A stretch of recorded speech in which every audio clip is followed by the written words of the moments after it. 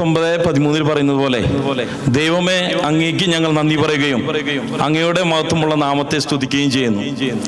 ബഹുമാനപ്പെട്ട മാത്യു അച്ഛാ, സ്നേഹം നിറഞ്ഞ ഇടവാംഗങ്ങളെ, ഞാനിന്നിവിടെ നിൽക്കുമ്പോൾ എനിക്ക് വളരെ സന്തോഷവും അതോടൊപ്പം അഭിമാനവും തോന്നണം.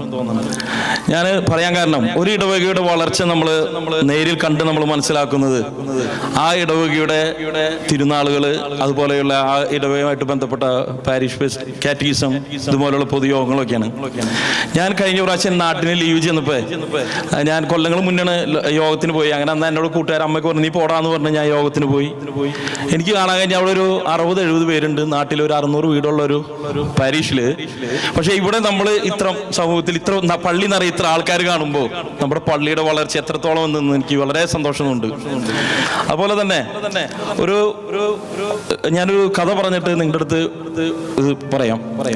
ഒരിക്കൽ പിന്നെ കഥ ആകുമ്പോഴല്ലേ കേൾക്കാൻ രസം. ഇത് പറയുന്ന ആൾക്ക് ഒരിക്കല് ഒരു സർക്കസുകാരൻ, ആള് സ്ട്രീറ്റ് സർക്കസ് ചെയ്യുന്ന ആളാണ്. ഒരു ഗ്രാമത്തിലൊക്കെ ചെയ്യുന്ന ആളങ്ങനെ സിറ്റിയിലേക്ക് പോകാന്ന് വെച്ചു സർക്കസ് ആയിട്ട്. അങ്ങനെ സിറ്റിയിലെത്തി കഴിഞ്ഞപ്പോ ഈ സർക്കസുകാരൻ അവിടെയുള്ള സിറ്റിയിലുള്ളവര്, നിങ്ങളിപ്പോ ഒളിമ്പിക്സിലൊക്കെ ഉണ്ടോ BMX, മറ്റേ സൈക്കിള് ഒക്കെ ചാടിക്കല്, അങ്ങനെ പല വിധ അഭ്യാസങ്ങൾ കാണിക്കുന്നുണ്ടപ്പോ ഈ സർക്കസുകാരന് തോന്നി ഇത് നമുക്ക് പറ്റിയ സ്ഥലമാണ്. എന്താ വെച്ച് കഴിഞ്ഞാൽ ഇവിടെ വന്നു കഴിഞ്ഞപ്പോ ആളുടെ പല കാര്യങ്ങളും പെർഫോമൻസും കാണിക്കാൻ പറ്റും. അപ്പൊ സ്ട്രീറ്റ് സർക്കസുകാരുടെ കാര്യം നമുക്കറിയാം, ലൈവ് പെർഫോമൻസ് എപ്പോഴും കാണികളുടെ ഇടയിൽ നിന്നുള്ള പ്രോത്സാഹനം, കയ്യടിയാണ് അവരെ ഇത് ചെയ്യാനായിട്ട് പ്രേരിപ്പിക്കണേ.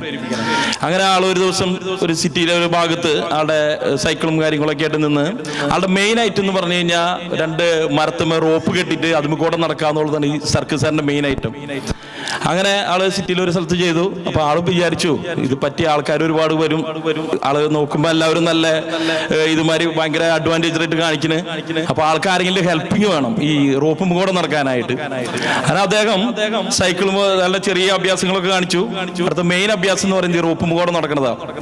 അങ്ങനെ ആളുകളിൽ നിന്ന് ആരെങ്കിലും ഹെൽപ്പിന് ഉണ്ടായാലും അത് ചെയ്യാൻ പറ്റുള്ളൂ. പുള്ളി ഹെൽപ്പിന് ആളെ വിളിച്ചപ്പോ ആരും വരുന്നില്ല. അപ്പൊ പുള്ളിക്ക് സങ്കടമായി. ഇത്ര പേര് ആളുകളുണ്ടായിട്ട് ഒരാൾ പോലും തന്റെ പെർഫോമൻസ് ചെയ്യാനായിട്ട് കൂടെ ഇല്ല. അങ്ങനെ ഒരുത്തൻ എന്തായാലും വിളിച്ചതല്ലേ, ഈ സർക്കസിനോട് താല്പര്യമുള്ളതും കൊണ്ട് ഞാൻ ചെയ്യാന്ന് തയ്യാറെടുത്തു. അത് കഴിഞ്ഞപ്പോ വേറൊരാളും കൂടെ വന്നു, ഞാനും വരാന്നുള്ളത്. അപ്പൊ കൂടെ ഉണ്ടായ ആൾക്കാർ വിചാരിച്ചു വലിയ ക്രൗഡാണല്ലോ, ഇവരെന്തിനും മണ്ടന്മാരാ, ഇതിന്റെ മുകളിൽ കയറി നടക്കാന്ന് വെച്ച് വീണ ചത്തുപോവോ, അല്ലെങ്കിൽ ഇവർക്ക് ബുദ്ധി കുറവാണോ എന്നുള്ളത് പലരും വിചാരിച്ചിട്ടുണ്ടാവും. അങ്ങനെ എന്തെങ്കിലും ആവട്ടെ, 2 പേര് വന്നു. സർക്കസുകാരൻ ഇവരുടെ അടുത്ത് സ്വകാര്യം എന്തോ പറഞ്ഞു. സർക്കസുകാരൻ മുകളിൽ കയറി, അതിന്റെ ഷോൾഡർ കയറി ഒരാൾ നിന്നു, അതിന്റെ ഷോൾഡർ കയറി വേറെ അടുത്ത ആൾ നിന്നു. അങ്ങനെ ഈ റോപ്പിൽ കൂടെ ഇവര് ഒരറ്റത്തുനിന്ന് അറ്റത്ത് വരെ നടന്നു. ഒരു കുഴപ്പമില്ല. അങ്ങനെ പലവട്ടം റോപ്പും കൂടെ നടന്നു.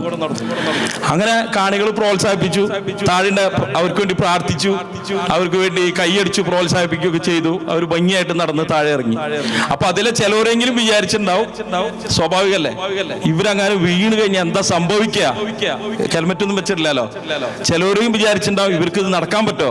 പക്ഷെ എന്നിരുന്നാലും അവര് അത് ഭംഗിയായിട്ട് പലവട്ടം നടന്ന് താഴെ ഇറങ്ങി.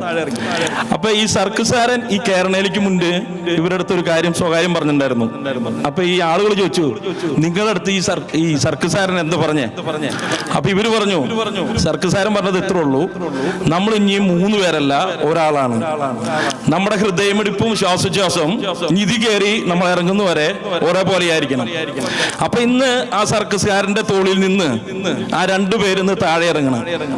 അപ്പൊ എനിക്ക് പറയാനുള്ളത്, ഇനി ആ തോളത്ത് കയറുന്ന സർക്കസുകാരന്റെ തോളത്ത് കയറുന്നവർക്ക് ധൈര്യമായിട്ട് കയറാം, ധൈര്യമായിട്ട് അങ്ങോട്ടും ഇങ്ങോട്ടും നടക്കാം, പ്രാർത്ഥിക്കാനും പ്രോത്സാഹിപ്പിക്കാനും കൈയടിക്കാനും ഈ കൂടിയിരിക്കുന്ന ഇടവസമൂഹം അവർ കൂടെ ഉണ്ടെന്ന് ധൈര്യമായിട്ട് എനിക്ക് പറയാം.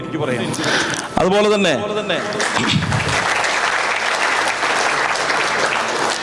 ഞാൻ നമ്മുടെ അച്ഛൻ്റെ വന്നപ്പോൾ മെയിനായിട്ടുള്ള 3 കാര്യം. നിങ്ങൾ എന്തായാലും ഇത്ര നാൾ ക്ഷമിച്ചു, അപ്പൊ ഇന്ന് കുറച്ചു നേരം കൂടി ക്ഷമിക്കണം കേട്ടോ. ഓക്കെ. അപ്പൊ ഈ നമ്മുടെ അച്ഛന്റെ വന്നപ്പോ അച്ഛൻ 3 കാര്യമാണ് പ്രധാനമായിട്ട് പറഞ്ഞത്. ഒന്ന് ലിറ്റർജി, രണ്ടാമത് അച്ഛന് കുടുംബ കൂട്ടായ്മ, മൂന്നാമത് അഡോറേഷൻ, അതായത് പ്രാർത്ഥന.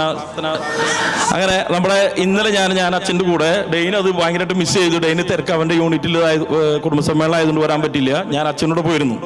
അപ്പൊ ഞങ്ങൾ ആദ്യം പോയത് സെന്റ് ലൂക്ക് അലക്സാണ്ടർ യൂണിറ്റ് ആയിരുന്നു. അപ്പൊ അവരുടെ യൂണിറ്റിൽ ചെന്നപ്പോ അവര് ഇന്നലെ ഓണാഘോഷ പരിപാടിയായിരുന്നു. അവര് നമ്മുടെ ഇടവകയിൽ ഒരു യൂണിറ്റ് സെപ്പറേറ്റ് ഒരു ഹാൾ എടുത്ത്, എനിക്ക് തോന്നുന്നു അവർ 80-100 പേര് ഒരു സെറ്റ് സാരി ഓണത്തിന്റെ ഡ്രസ് ഇട്ട് പൂക്കളിട്ട് ഒരു ഹയർ ചെയ്തിട്ട് നമ്മുടെ ഒരു ചിലപ്പോൾ പുറത്തുള്ള ഒരു അസോസിയേഷന് പറ്റാത്ത കാര്യങ്ങളാണ് നമ്മുടെ ഒരു യൂണിറ്റ് ചെയ്തത്. അത് കണ്ടപ്പോൾ വളരെ സന്തോഷമായി. അത് കഴിഞ്ഞിട്ട് ഞങ്ങൾ അടുത്ത യൂണിറ്റ് ചെന്നു. അത് ഷിബുന്റെ സെന്റ് ജോർജ് യൂണിറ്റ്, ഷിബു നയിക്കുന്നത്. അവിടെ ചെല്ലുമ്പോൾ ഇതുമാതിരി 10-15 ഫാമിലീസ് കൂടി കൊന്തെത്തിച്ചും പ്രാർത്ഥിക്കുന്നു. അവരവരെ സ്വകാര്യങ്ങൾ പറഞ്ഞ് സന്തോഷമായിട്ടിരിക്കുന്നു. അത് കഴിഞ്ഞ് ഞങ്ങൾ മൂന്നാമത് പോയത് നമ്മുടെ റിഞ്ചുവിന്റെ ചാവറ യൂണിറ്റിലാണ്. അപ്പൊ ചാവറ യൂണിറ്റ് ചെന്നപ്പോൾ ഞാൻ രഞ്ജുന് ഒരു കേക്ക് മുറിച്ച്, കൈക്കാരൻ കേക്ക് മുറിക്കണം. അപ്പൊ എനിക്ക് ഈ കൈക്കാരന്മാരോട് നിങ്ങൾക്ക് ഇത്ര സന്തോഷം ഉണ്ടെന്ന് മനസ്സിലായത് എനിക്ക് ഇന്നലെയാണ്. അവര് എന്റെ ജീവിതത്തിൽ ഇന്ന് പോലെ എന്റെ ഒരു ബർത്ത്ഡേ പാർട്ടിക്ക് ഒന്നും ഇത്ര ആളുടെ മുമ്പിൽ വെച്ച് ഞാൻ കേക്ക് മുറിച്ചിട്ടില്ല. ഇന്നലെ അവര് അവിടെ ചെന്നപ്പോ എല്ലാവരും കൂടി കേക്ക് മുറിച്ച്, അപ്പൊ നമ്മൾക്ക് കാണാൻ കഴിഞ്ഞു. ഞാൻ പറയുന്നത് കേക്ക് മുറിച്ചല്ല, ഇത്ര സന്തോഷം നിങ്ങൾ പ്രകടിപ്പിച്ചപ്പോ ഡെയിലി ശരിക്കും അത് മിസ്സായി. വളരെ നിങ്ങൾ ഞങ്ങളോട് കാണിച്ച സ്നേഹം ആണെന്ന് ഞങ്ങൾക്ക് മനസ്സിലായത്. അപ്പൊ ഞാൻ പറയാൻ വന്നത് 3 യൂണിറ്റിലും അച്ഛന്റെ ആ ഒരു കാഴ്ച, മുൻകാഴ്ച, അതായത് ഒരു കമ്മ്യൂണിറ്റി ഡെവലപ്മെന്റിന്റെ, അത് പ്രാർത്ഥനയും അതുപോലുള്ള സമൂഹമായിട്ടുള്ള കൂട്ടും, അതുപോലെ തന്നെ അവര് ഞങ്ങൾക്ക് തന്ന സ്വീകരണം ഞങ്ങൾക്കല്ല, ശരിക്കും പറഞ്ഞു കഴിഞ്ഞാൽ തോമസിനോ അല്ലെങ്കിൽ തോമനോ അല്ലെങ്കിൽ ഡെയിനുള്ള അവര് തന്നത്. ആ നന്ദി പറഞ്ഞത് നമ്മൾ ദൈവത്തിന് ശുശ്രൂഷ ചെയ്തതാ. ഞങ്ങൾക്ക് പകരം നാളെ അടുത്ത ആളായിരിക്കാം, അത് അവർക്ക് കൂടിയിട്ടുള്ളൊരു നന്ദി പറയലായിരുന്നു. അപ്പൊ അതുപോലെ ഈ നെക്സ്റ്റ് ആയിട്ട് നമ്മുടെ യോഗത്തിന് ഞാൻ ഡെയിനോട് ഇടയ്ക്ക് ഈ കണക്ക് കാര്യങ്ങളൊക്കെ കൈകാര്യം ചെയ്യേണ്ടത് ഡെയിനാ. നമുക്ക് കുറച്ച് കണക്കിൽ പെരുവരുക്കും കൂടുതൽ കണ്ടുകയും ചെയ്യാം. അപ്പൊ ഞാൻ ഡെയിനോട് ഇടയ്ക്ക് ചോദിക്കും, ഡെയിന് നമ്മുടെ കണക്ക് 500 ആയോ? 500 ആയി, നമുക്ക് വളരെ സന്തോഷമായി. 750 ആയി ഇടയ്ക്ക് ഞാൻ ചോദിക്കും, എന്തായി ഡെയിന് 750 ആയോ? അത് കേൾക്കും സന്തോഷം. ഞാൻ ചോദിക്കും എന്ന് മില്ലിനാവണം. അങ്ങനെ കുറച്ച് ദിവസമായി ചോദിക്കാൻ തുടങ്ങിയിട്ട് അങ്ങനെ ഈ മാസത്തിൽ തോമസേട്ടാ മില്ലിനായി എന്ന് പറഞ്ഞു. ആ മില്ലിനായപ്പോൾ ഞാൻ അന്ന് വിചാരിച്ചു, ദൈവമേ വീടിന് കട 1 മില്യന് മേലെ നമുക്ക് ഡെപ്പോസിറ്റ് 1 മില്യനുണ്ട്. ഞാൻ അന്ന് സുഖമായിട്ട് കിടന്നുറങ്ങി. അപ്പൊ എനിക്ക് തോന്നി നമ്മുടെ ലോണിനേക്കാളും അത്രം നമ്മുടെ ഡെപ്പോസിറ്റ് ഉണ്ട്, അത് എന്റെയും കൂടി എന്നുള്ളൊരു തോന്നല്. അത് വിചാരിച്ച് നാളെ ആരും വന്ന് അച്ഛനോട് ചോദിക്കരുത് ഞാൻ കൈക്കാരും മാറിപ്പോയത് എന്റെ കൂടി എന്ന് ചോദിച്ചിട്ട്.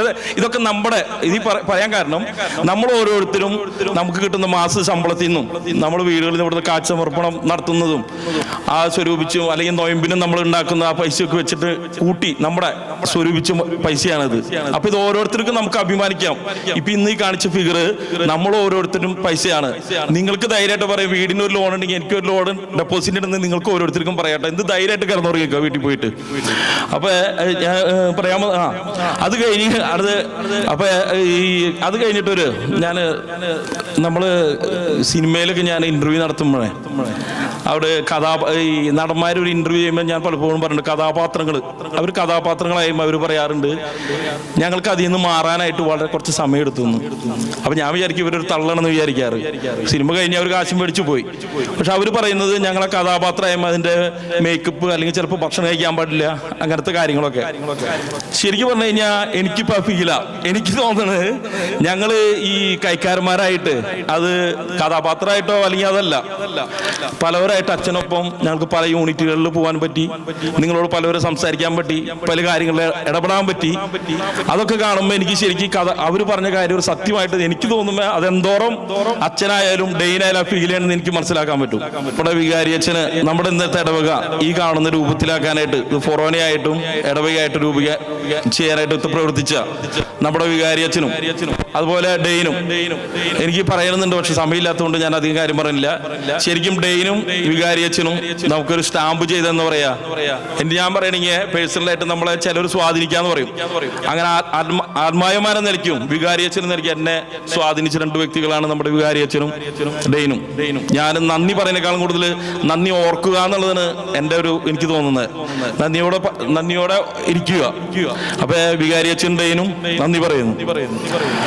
അടുത്തതായിട്ട് നമ്മുടെ പാരിഷ് സെക്രട്ടറി പറയുന്നത് കഴിഞ്ഞ മീറ്റിംഗിൽ 6 കൊല്ലമായി എന്ന് പറയുന്നത്. ഞാൻ പറഞ്ഞു ഇനി നമ്മൾ 6 കൊല്ലം കഴിഞ്ഞ് കഴിഞ്ഞാൽ ഇവിടുത്തെ നിയമം അനുസരിച്ച് പൈസ കൊടുക്കണം എന്നൊക്കെ പറയുന്നത് എനിക്കറിയില്ല കേട്ടോ. അപ്പൊ പാരിഷ് സെക്രട്ടറിയാണ് നമ്മുടെ ഏറ്റവും ലോങ് ആയിട്ട് നിൽക്കുന്ന ആള്.